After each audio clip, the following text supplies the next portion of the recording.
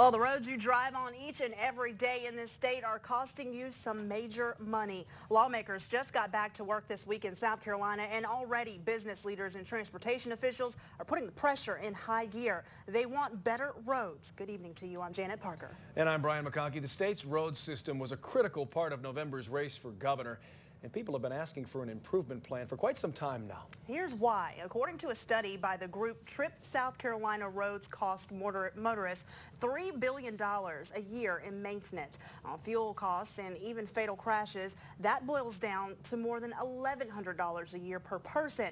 DOT officials say they need more than $1 billion a year to start fixing all of this. Now the question is, will the state actually do that? Our Tara Pettit tracking that story tonight. She joins us live in Columbia now with more on an issue that many say has to be solved at the State House this year.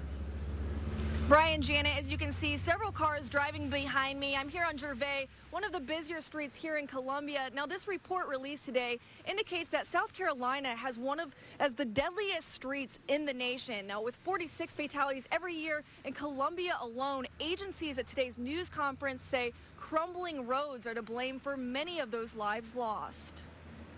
Our roads are an absolute disgrace. Business leaders and transportation groups joined at a news conference Thursday to release reports regarding the current state of South Carolina roadways, all part of a push to get legislators to find a way to fund crumbling roads and bridges. The problem is that we have not received any monies from the state since 1987 as far as any additional monies for the DOT. In Governor Nikki Haley's proposed budget for 2015, she allotted just over $64 million for road funding. But organizers from today's conference say that won't even put a dent in the state's needed budget. The DOT has stated that it will take $1.5 billion additional dollars per year to get our roads out of the hole and into a fair and satisfactory condition.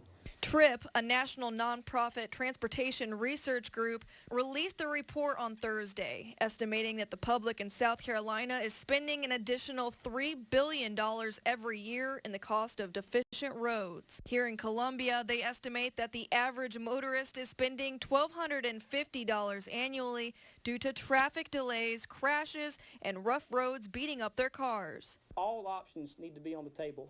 There's not one silver bullet that's going to fix this problem. It's got to be an all-of-the-above approach. Calls for a tax increase, calls for a gas tax increase.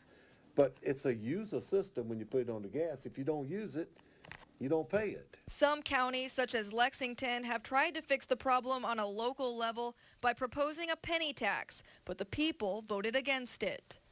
I was shocked, to be honest with you. I thought it would pass. Where the penny has passed in different areas of the state, it's worked very, very well.